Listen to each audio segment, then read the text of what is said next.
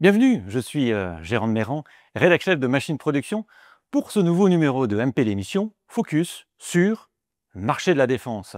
Ce marché, vous le savez, est redevenu un enjeu stratégique majeur pour la France. Mais comment les PME peuvent-elles intégrer ce secteur exigeant? Quels outils, quelles règles, quelles opportunités concrètes existent pour les sous-traitants de la mécanique? Avec nos deux experts, on va répondre à une question simple. Comment y aller? Appel d'offres, aide publique, contraintes techniques, choix des équipements. Nos deux experts vous livrent leur mode d'emploi et les pièges à éviter. MP l'émission, c'est parti!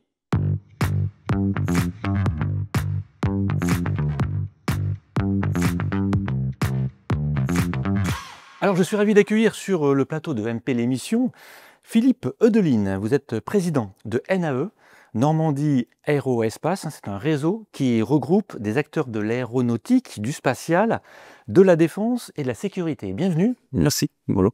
Et Jean-Marc Scolari, alors vous êtes président de la section soudage, brasage, coupage d'Evolis, qui est l'organisation professionnelle des biens d'équipement pour l'industrie. Et vous êtes aussi directeur général de Frunus France, un spécialiste des technologies de soudage. Tout à fait, bonjour. Bienvenue également sur le plateau de MP l'émission. Philippe, le secteur de la défense est redevenu un enjeu stratégique majeur pour la France. Décrivez-nous quels sont les besoins actuellement. Alors, les besoins actuellement, c'est de fabriquer les équipements dont nos forces ont besoin. Parce que les développements sont très longs, mais par contre, il y a un certain nombre de produits sont déjà en fonction dans les forces, hein, que ce soit l'avion Rafale, les chars, les équipements de transport, de communication. Et donc, on s'est aperçu là, au début de la guerre d'Ukraine qu'en fait, on n'était pas capable de tenir une guerre de haute intensité, parce qu'on a des équipements extrêmement sophistiqués, mais en petit nombre. Donc, l'objectif à court terme, c'est d'augmenter nos capacités en fabriquant les produits qui ont été développés ces dernières années. D'accord. Mais une fois qu'ils auront ces commandes, comment peuvent-elles trouver du financement? Parce qu'elles ne vont pas débarquer tout de suite, les commandes. Non, tout à fait. Donc, il faut se préparer. Alors, les ministres ont fait une réunion le 20 mars à Bercy pour mettre autour de la table tous les acteurs financiers de l'État, à la fois les financiers privés et publics, pour justement faire en sorte qu'on vienne financer ce qu'on appelle la BITD, la base industrielle de technologie de la défense, qui comporte à peu près 4600 PME et ETI françaises. Et donc, une demande très forte aux instituts financiers de venir accompagner ces entreprises en leur donnant les moyens d'investir à la fois dans des équipements, à la fois dans des bâtiments et aussi pour recruter. Alors Philippe, par où commencer quand on veut se positionner sur ce secteur en tant que sous-traitant? Il y a deux choses. La première, c'est bien savoir quelles sont les forces de l'entreprise, sur quel domaine technologique ils vont se positionner. Parce qu'en fait, il y a très peu d'entreprises qui sont 100% défense. Souvent, elles travaillent pour d'autres domaines, que ce soit pour l'aéronautique, le nucléaire. Et donc, il faut vraiment savoir là où on est les meilleurs et qu'on puisse faire les offres qui vont bien. La deuxième, c'est de connaître le marché de la défense, parce que c'est un marché complètement à part. On l'a vu au sein de NAE, puisque nous étions très focalisés sur l'aéronautique, donc on connaît très bien les acteurs de l'aéronautique, mais quand on a commencé à travailler davantage dans le domaine de la défense, ce sont des nouveaux acteurs. Les procédures ne sont pas les mêmes, les contractualisations sont complètement différentes. Donc il faut apprendre aussi tous les processus qui gèrent ce domaine d'activité. Et donc pour une entreprise, ça prend du temps. Alors, il ne faut pas qu'elle le fasse seule, et des associations comme NAE sont là justement pour les accompagner, pour les aider, parce qu'on a justement constitué un réseau puissant depuis ces dernières années, et on peut introduire les PME auprès des directeurs des achats des grands groupes. Donc ça ne s'improvise pas, on l'a vu. Mais quelles sont les conditions à remplir pour accéder au marché? Les conditions, c'est d'abord, nous sommes sur des marchés, quand on construit des équipements de défense, où l'excellence est de mise, hein, parce qu'effectivement, les équipements doivent avoir une fiabilité fantastique. À toute épreuve. À toute épreuve. Et donc, pour ça, il faut que chaque pièce qui est réalisée ait le bon niveau de qualité. Donc ça, c'est vraiment des processus internes dans les entreprises, avec un service qualité extrêmement fort, qui permet de vérifier à chaque chaque étape de la production que la pièce a le bon niveau de qualité avant d'être fournie au client. Mmh. Y a-t-il des erreurs à éviter? Oui, c'est de penser que c'est facile. Et il y en a deux, un, penser que c'est facile, et deux, d'y aller tout seul. Parce que il y a beaucoup de, comme je l'ai dit, de processus à connaître, et vaut mieux se faire accompagner par des gens qui sont déjà passés, qui connaissent et qui feront gagner du temps. D'accord. Jean-Marc, les entreprises doivent-elles faire attention à l'origine de leurs équipements? Oui, totalement. Évidemment, il y a des pays qui sont strictement proscrits, hein, on les connaît. Citez-les. Voilà, donc la Russie, la Biélorussie, la Syrie, l'Iran sont des pays qu'il faut proscrire, qui de facto ne pourront pas rentrer en ligne de compte, voilà, et qui vont, on peut le comprendre, de bloquer tout investissement dans ce domaine-là, évidemment. Est-ce que Mais la c'est Chine valable également pour d'autres secteurs d'activité. la Chine est concernée ou pas? La Chine aujourd'hui n'est pas encore sur la liste officielle, mais potentiellement au regard des enjeux, je dirais commerciaux, géopolitiques, il y a de fortes chances, que, voilà, mais nous sommes là évidemment sur quelque chose qui est extrêmement mouvant. C'est un sujet d'actualité, auquel notamment, chez Evolis, nous prenons garde, et nous menons des études assez poussées, notamment sur ces sujets-là, sur les importations extra-européennes. C'est un cœur de métier au sein de l'organisation professionnelle, évidemment. Philippe, vos adhérents qui sont des sous-traitants, ils sont sensibles au fait qu'ils utilisent des équipements, enfin, à la nature, à l'origine de leur équipement? Ou alors, finalement, pour eux, ça n'a pas vraiment d'importance, Alors, vos adhérents? nos adhérents, ce qu'ils font, c'est qu'effectivement, ils sont sensibles, et principalement sur l'aspect cybersécurité, parce que effectivement, pour gagner en compétitivité, nous sommes dans ce qu'on appelle l'industrie 4.0, quoi, c'est-à-dire une industrie extrêmement connectée, où tous les pans de l'entreprise sont concernés, hein, les achats, par exemple. Et d'ailleurs, c'est aujourd'hui un atout, c'est que tout se fait informatiquement entre les grands donneurs d'ordre et les PME. Donc ça, c'est important, mais les machines sont aussi connectées. Il y a de plus en plus de robots, de cobots dans les entreprises, mais tout ça, c'est vulnérable, parce que si quelqu'un prend la main de l'extérieur et modifie les réglages des machines, donc on risque de fabriquer des pièces qui ne sont pas bonnes.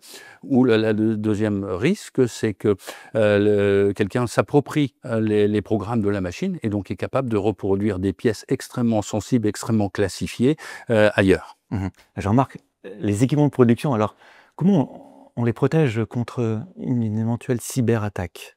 Alors il y a tout un corpus, je dirais de règles qui viennent régir effectivement le 4.0 dans le domaine industriel en particulier. Alors je dois confesser que je ne suis pas un expert absolu en ce qui concerne l'utilisation et de logiciels, mais je pense que Philippe pourra nous éclairer davantage sur ce point-là. Mais effectivement, on voit bien que les cahiers des charges qui nous parviennent sont autrement plus restrictifs que l'industrie 4.0 qu'on déploie par ailleurs dans les usines. Voilà, la communication machine to machine, ce sont des éléments qui sont, je pense, également déterminants, notamment lorsqu'on réfléchit à une montée en cadence incontournable, quand on parle voilà, d'augmenter les cadencements dans le domaine de la production pour la défense, mais il y a des restrictions extrêmement fortes, oui. Ce qui veut dire, Philippe, qu'une entreprise ne doit pas être connectée à internet si vraiment elle fait des pièces sensibles pour la défense, c'est ça? Il faut vraiment qu'elle s'isole complètement? Si les pièces sont extrêmement sensibles, il y aura plusieurs conditions à remplir. Déjà, il faut faire valider les locaux par la DRSD, qui est donc le service de l'État qui est en charge de ces actions. Même si on a un sous-traitant de rang 2-3, hein, Ah oui, si vous êtes sur une pièce extrêmement sensible, il faut mettre en place une zone ZRR, c'est-à-dire à accès restrictif, hein, où seules quelques personnes qui ont le droit d'en connaître pourront rentrer et travailler sur ces pièces-là, et éventuellement demander des gens qui sont habilités secret défense, pour pouvoir travailler sur ces pièces-là. Alors c'est très rare, hein, c'est pas la majorité, mais effectivement, certains de nos membres travaillent sur des pièces extrêmement sensibles et sont soumis à toutes ces contraintes. Et ça va un petit peu plus loin, si je peux me permettre, Allez-y. puisque malheureusement, nous sommes quand même en état de conflit, hein. Alors, ce qu'on appelle un conflit hybride, c'est pas, les chars sont pas à nos portes, mais il y a des actes de malveillance qui sont faits sur un certain nombre d'industries, hein. On Vous a avez des cas? Oui, oui, des cas. Il y a deux métiers qui sont très ciblés. C'est ce qu'on appelle le traitement de surface, hein, ce qui vient protéger les pièces, mais c'est beaucoup de produits chimiques et ça s'enflamme très facilement. Et le deuxième... D'une manière volontaire, c'est ça? Ah oui, oui, il y a des cas Vous dites? oui, oui, bien sûr. Et bah oui, comme ça, vous fragilisez toute la supply chain, hein, toute la chaîne de production française. Juste en bloquant quelques entreprises, ça suffit pour bloquer la chaîne et faire prendre du retard. Et le deuxième produit, ce sont ce qu'on appelle les PCB, c'est-à-dire les circuits imprimés qui servent à faire toutes les cartes électroniques. Et maintenant, dans tous les grands équipements de défense où vous avez beaucoup d'électronique, et ben c'est pareil, ces fournisseurs ont eu un certain nombre d'attaques et un certain nombre de feux sont partis dans ces usines. D'où la nécessité maintenant pour les entreprises de se protéger aussi physiquement, c'est-à-dire de mettre des barrières, de mettre des caméras de sécurité, de mettre des sprinklers pour éviter les incendies. Voilà, donc, mais c'est des coûts, bien sûr, des coûts supplémentaires pour les entreprises et des coûts qu'ils ne peuvent pas revendre à leurs clients. Donc là aussi, donc, il faut du financement, aider les entreprises de façon à ce qu'elles puissent s'équiper, être aux normes, donner confiance aux grands donneurs d'ordre pour qu'ensuite ils puissent travailler sur les grands programmes. Justement, il faut aider les entreprises. Comment on peut les aider à amortir ce coût, à payer ce coût-là, qui pour l'instant ne sera pas garanti par les commandes, puisqu'elles seront pas encore effectives. Donc c'est une avance de trésorerie. Comment elles peuvent se débrouiller? Alors, je vous ai dit, le 20 mars, il y a vraiment une réunion très importante organisée par le ministre de l'économie et le ministre des armées. Et donc, prise de conscience par les financiers, que ce soit des financiers publics, privés et publics. Et je peux donner un exemple. La région Normandie, auquel j'appartiens, est en train de mettre en place un fonds défense qui va s'appeler Normandie Défense et qui va être là pour justement accompagner les PME, les ETI, les startups, à mettre en place, enfin leur donner le financement pour mettre en place tous ces équipements et se préparer à recevoir après les commandes. Très bien. Je vais revenir quand même sur les équipements de production. Quels sont les risques si une entreprise utilise un équipement qui ne serait pas conforme ou importé d'un pays? Est-ce qu'ils ont des risques pénaux? Enfin, je sais pas. Ou... Ah bah, quels tout sont à les fait. risques? Le risque, évidemment, il est légal, il engage complètement la responsabilité du dirigeant. Le risque, il est commercial, hein, rupture du contrat, voilà. Le risque, il est sur un plan de la sécurité. On peut imaginer que si on importe des machines, mettons d'un pays qui est sous restriction, etc., ben, potentiellement, elle ne répondra pas à toutes les normes qui sont quand même pour le moins assez draconiennes, en particulier dans ces domaines-là. Donc aussi, sécurité de l'opérateur. Donc les risques, ils sont véritablement multiples et c'est la raison pour laquelle on doit être extrêmement exigeant et dans le domaine de la défense, mais d'une manière générale pour tous les opérateurs dans tous les domaines. Alors, une fois qu'on a intégré le marché, on a enfin réussi à avoir des commandes, ou en tout cas des projets de commandes, et à être retenu en fait par un donneur d'ordre. Quelles conséquences en matière d'investissement? On en a parlé un tout petit peu déjà, mais aussi de recrutement et d'organisation. Oui, alors c'est ce qui vient juste après, une fois que vous avez les commandes, ou une visibilité sur les commandes, vous pouvez aller chercher du financement. Donc vous avez du financement. Après, si vous avez besoin d'agrandir, il faut trouver des mètres carrés, parce qu'avec la loi zéro artificialisation, il y a des zones qui ne sont plus très accessibles. Et une fois qu'on a passé ça, qu'on a acheté les machines, hein, parce que voilà, il faut mettre des gens devant. Et c'est là que quelquefois le bas blesse, parce qu'aujourd'hui, compte tenu de tout ce qui se passe, il y a beaucoup de recrutements qui se font dans nos secteurs d'activité, hein, et donc il y a une compétition très forte pour aller chercher les compétences, quoi. Et donc NAE, nous, on a mis en place tout un dispositif pour travailler avec les lycées, avec les écoles d'ingénieurs, avec les universités, où on va présenter nos métiers, on va présenter nos entreprises de façon à attirer les jeunes le plus tôt possible et qu'on puisse préparer les ressources dont auront besoin nos entreprises demain.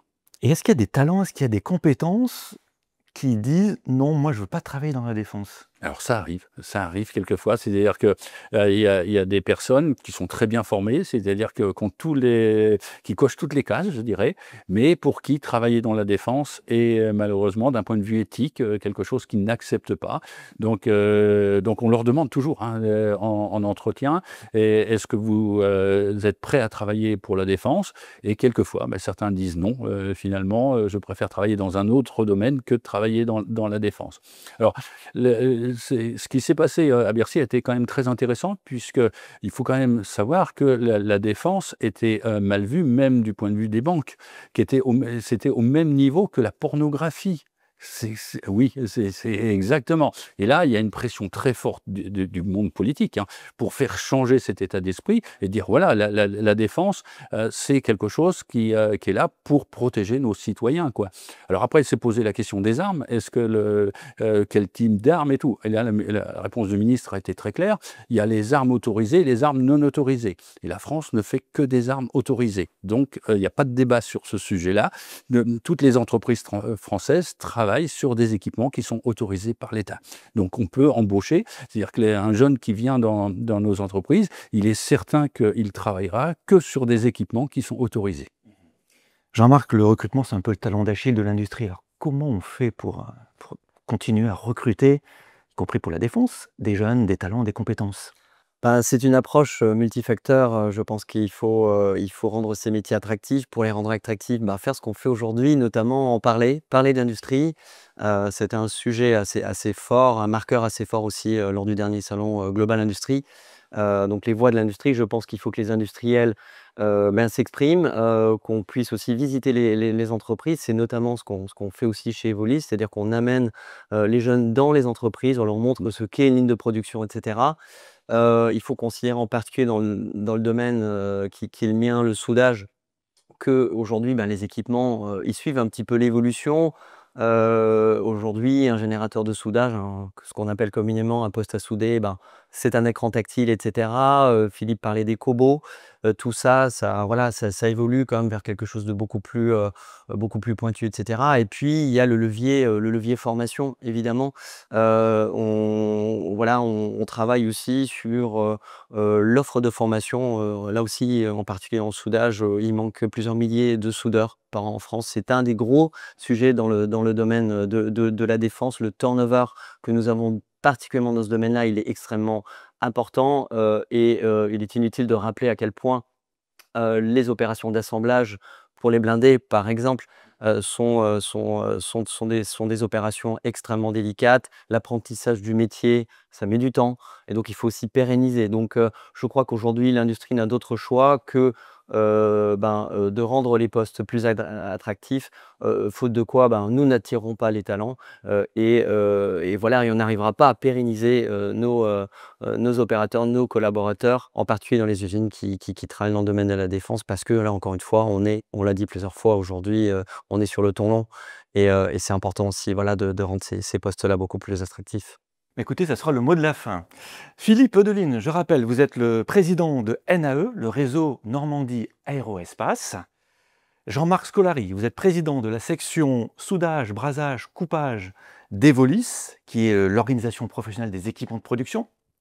Et vous êtes également directeur général de Frunus France. Merci beaucoup de votre participation. Ce fut un vrai plaisir d'échanger avec vous ici, dans notre studio de Boulogne-Billancourt. MP l'émission, c'est terminé. Merci à toute l'équipe de la rédaction. Merci aux équipes techniques. On se retrouve très prochainement pour un nouveau numéro de MP l'émission. Et d'ici là, notre industrie aura encore progressé. Continuez à nous suivre sur les réseaux sociaux Machine Production. Et n'hésitez pas à liker, commenter et partager cette émission qui est également disponible en podcast. À très vite.